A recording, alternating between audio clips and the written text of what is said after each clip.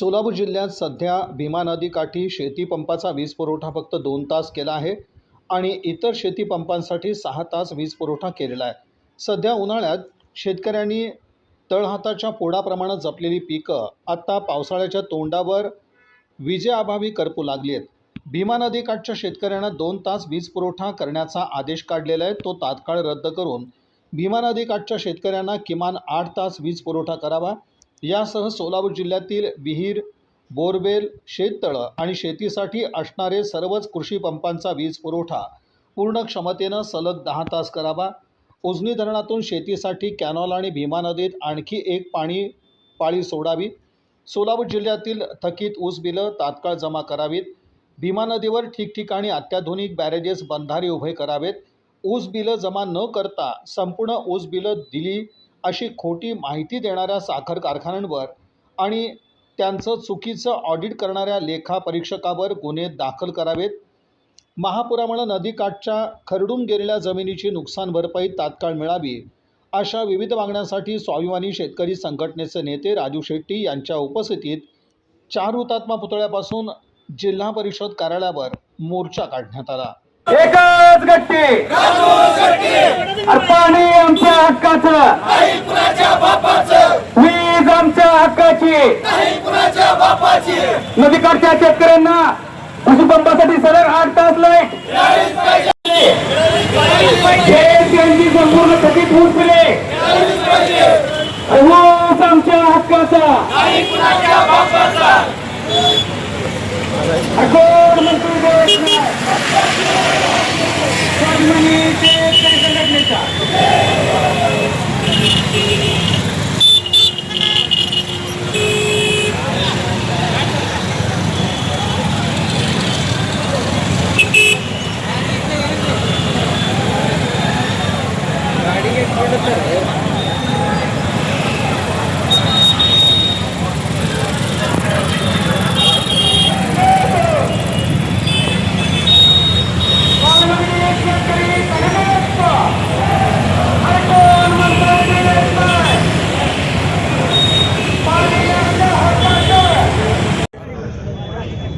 हे त्या सोलापूर जिल्ह्यामध्ये आणि विशेषतः उजनी धरणाच्या पाण्याचं नियोजन करताना दिसून आलेलं आहे। अल निनो काही अचानक आलेला नाही आहे। यावर्षी मान्सूनवर अल निनोचा प्रभाव राहणार हे जवळजवळ 6-7 महिन्यापूर्वी स्पष्ट झालेलं होतं, असा अंदाज आलेला होता। आणि अल निनो याचा अर्थ पाऊस लांबणार, पावसाची टक्केवारी कमी होणार। पण हवामान खात्याचे वेगवेगळ्या एजन्सीज आजही ठामपणानं सांगतात की सरासरीच्या 90% तरी पाऊस पडणारच।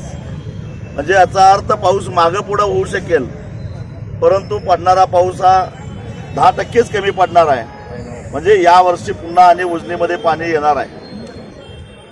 मग उन्हाळ्यामध्ये विशेषतः मार्च, एप्रिल, मे आणि आता जून मधला सुद्धा जो पाण्याचा तुटवडा निर्माण झालेला आहे, त्या संभाव्य तुटवडा निर्माण झाला तर कशा पद्धतीचं पाण्याचं वाटप करायला पाहिजे याचं नियोजन जलसंपदा विभागाकडे पाहिजे होतं, परंतु त्यांनी ते केलेलं नाही आहे। खरं तर उजनीच्या पाण्याचं ऑडिट झालं पाहिजे। 1 नोव्हेंबर पर्यंत पाऊस होता, जवळजवळ डिसेंबर जानेवारी पर्यंत पाणी प्रवाहित होतं, उजनी फुल्ल भरलेलं होतं। आणि त्याच्यानंतर इतका मोठा पाऊस पडलेला होता की पाण्याची फारशी गरज नव्हती, तरी सुद्धा काही गरज नसताना पाण्याची आवर्तनं का दिली गेली, भीमा नदीमध्ये पाणी का सोडलं गेलं, याचं सगळं ऑडिट झालं पाहिजे। कारण पाणी उजनी पूर्ण भरल्यानंतर जवळजवळ 2 वर्षे पाणी पुरायला पाहिजे, परंतु तसं झालेलं नाही आहे। याला केवळ जबाबदार आहे ते जलसंपादन खातं आहे आणि त्यांनी नियोजन केलेलं नाही। आणि जेव्हा संकट दारात आलं त्यावेळी पहिला घाव घातला गेला तो शेतकऱ्यावर। मला मान्य आहे की पिण्याचं पाणी आरक्षित केलं पाहिजे, पहिला प्राधान्यानं पिण्याचं पाणी दिलं पाहिजे, पण पिण्याचं पाणी जे उपसा करतात त्या ग्रामपंचायती असोत, नगरपालिका असोत, महापालिका असोत, यांना जलसंपदा विभागानं धोक्याचा इशारा दिला का? पाणी जपून वापरा, पाण्याचं जरा काटकसर करा असं सांगितलं का? आजही शहरामध्ये पाणी धोधो वाहताना दिसतंय आणि तिकडे शेतकरी मात्र पाण्यासाठी तरसताना दिसतो.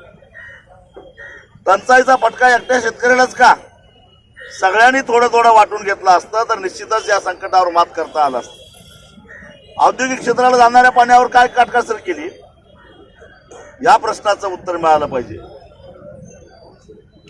म्हणून 8 तास वीज जी काय आमच्या हक्काची आहे ती आम्हाला मिळाली पाहिजे ही मागणी घेऊन या ठिकाणी आम्ही आलेलो आहोत. भूगर्भातलं पाणी उपसायला सुद्धा तुम्ही बंदी घालता, त्याला सुद्धा तुम्ही वीज पुरवठा कमी केलेला आहे. पावसाळी अधिवेशन सुरू आहे. ते पावसाळी अधिवेशनामध्ये जे आहे शेतकऱ्यांचा सातबारा उतारा कोरा करा या मागणीसाठी विरोधकांनी पायऱ्यावरच त्यांनी आंदोलन केलेलं आहे. खरं तर विरोधकांनी सभागृहातून सरकारला पळवून लावलं पाहिजे. एवढी एकजूट आणि एवढी आक्रमकता सभागृहामध्ये दाखवली पाहिजे. पायऱ्यावर करायला माझी काय हरकत नाही, पण पायऱ्यावरचं आंदोलन झाल्यानंतर आज सभागृहामध्ये अशा प्रकारचा आक्रमक पवित्रा घेतला पाहिजे की सरकारला पळ काढला पाहिजे. नाहीतर मग 7-12 कोरा करण्याचा निर्णय घेण्याशिवाय गत्यंतर नाही. कारण याच सरकारने, याच मुख्यमंत्र्यांनी नोव्हेंबर महिन्यामध्ये सांगितलं होतं 30 जूनच्या आत कसल्याही परिस्थितीमध्ये 7-12 कोरा करतो. तो शब्द कुठे गेला? का तो शब्द पाळला जात नाही याचा जाब विचारला पाहिजे. त्याचबरोबर या सोलापूर जिल्ह्यातल्या लोकप्रतिनिधींनी आजपासून पावसाळी अधिवेशन सुरू झालं. या अधिवेशनामध्ये हा जो काय गलतानपणा जलसंपदा विभागाचा आहे, त्याचबरोबर पाण्याची जी टंचाई आहे आणि ती कृत्रिम टंचाई ज्यांनी निर्माण केली त्यांच्यावर कारवाई करण्यासाठी काय आवाज उठवणार आहे. शेतकरी पाण्यासाठी तरसत असताना काही सन्माननीय अपवाद सोडले तर एक सुद्धा लोकप्रतिनिधी शेतकऱ्यांच्याकडे फिरकायला तयार नाही. खरं तर शेतकऱ्यांनी आता या लोकप्रतिनिधींना तुडवूनच आणलं पाहिजे. आणि शेतकऱ्यांची मतं घेता आणि मग शेतकऱ्यांच्या अडचणीच्या काळात त्यांच्याबरोबर येत नाही, त्यांच्या मतीला जाणार नाही, एवढा माज कसला आलाय लोकप्रतिनिधींना याचा जाब सुद्धा शेतकऱ्यांनी विचारणं गरजेचं आहे. शिंदे सेनेत जात असतील हे भाजपमध्ये सुद्धा जाऊ शकतात, मात्र शिंदे सेनेतच का जात आहेत? कारण भाजपमध्ये अंतर्गत कलह खूप मोठ्या प्रमाणामध्ये चालू आहे. 1 वर्ष थांबा, त्यानंतर तुम्हाला जे रिझल्ट असतील ते दिसतील. नेमकं काय चालू आहे? खरं तर इथं लोकप्रतिनिधींचा घाऊक बाजार चालू आहे, घोडे बाजार चालू आहे आणि दुर्दैवानं इथं मतदारसंघामध्ये शेड्डू ठोकणारे तथाकथित मजबूत कणखर नेतृत्व तिथं स्वतःला विक्रीस काढताना दिसत आहेत. ही भारतीय लोकशाहीची अत्यंत केविलवाणी परिस्थिती निर्माण झाली आहे. त्याला काही अंशी मतदारसुद्धा जबाबदार आहेत. कारण मतदारांनी सुद्धा यावेळी 1,500-2,000 रुपये घेतल्याशिवाय मतं दिलेली नाहीत.